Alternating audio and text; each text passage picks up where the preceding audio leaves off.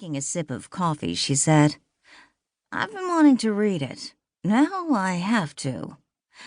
I know Clint's real name was Walter, but I had no freaking idea he was that Walt Marlow.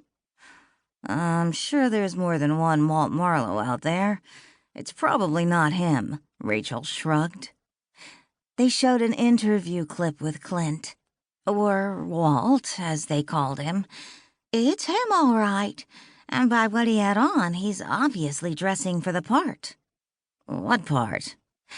As an author. Claudia closed her eyes a moment, replaying in her mind the video she had just watched on the television. Clint's hair was longer than she remembered, but the face was the same.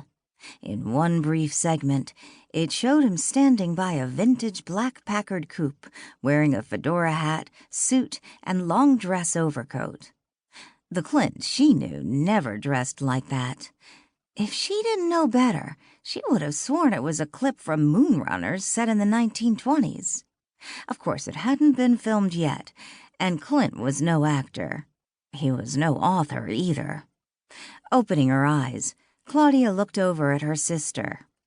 Rachel set her cup on the table. "So are you saying he didn't write the book, or did he?" "Everyone thinks he wrote it, but there is no way he did. Not in a million freaking years." Rachel frowned. "Why do you say that?"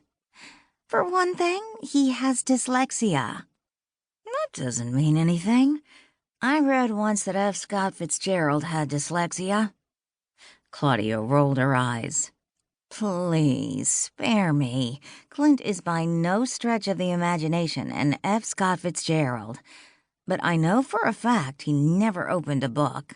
He hated to read, and no way did he write one."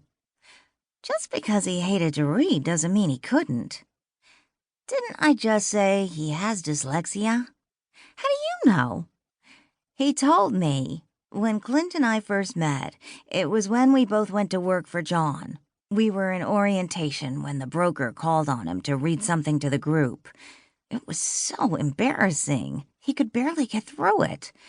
Later, he admitted to me he had struggled for years with dyslexia.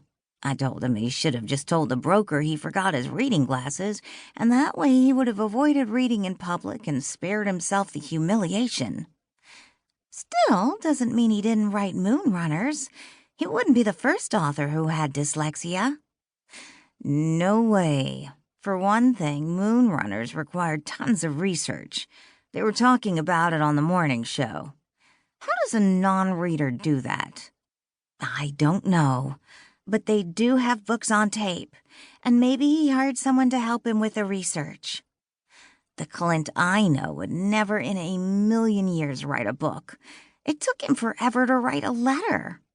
People do change." "Not Clint." Claudia stood up. Rachel looked to her sister. "Where are you going?" "I'm going to Google that jerk. I want to see what he's up to." "I understand your curiosity. Heck, I'm curious too. But don't let this consume you. Seriously, considering everything, you just need to forget about him." "I'm over him, Rachel. He can't hurt me anymore." Claudia turned from the table and headed toward the doorway leading to the hallway. Just before stepping out of the kitchen, she said, "But I sure as hell can hurt him." 30 minutes later, Rachel found her sister sitting cross-legged on the living room sofa, staring down at the laptop's monitor. No longer wearing her robe, Claudia sported navy blue leggings and a baggy, multicolored pullover blouse, her blonde hair clipped in a messy knot on top of her head, and a laptop computer perched on her thighs. "Did you find out anything interesting?" Rachel asked as she sat down on a chair across from the sofa. Claudia looked up. "The jerk's getting married next month." "Married? I thought his girlfriend was killed in the accident." "You mean fiancé?" "You're confusing me." "The accident he was in last spring, the woman killed was his fiancé," Claudia explained. "I thought you just said he's getting married next month." "Obviously to another woman."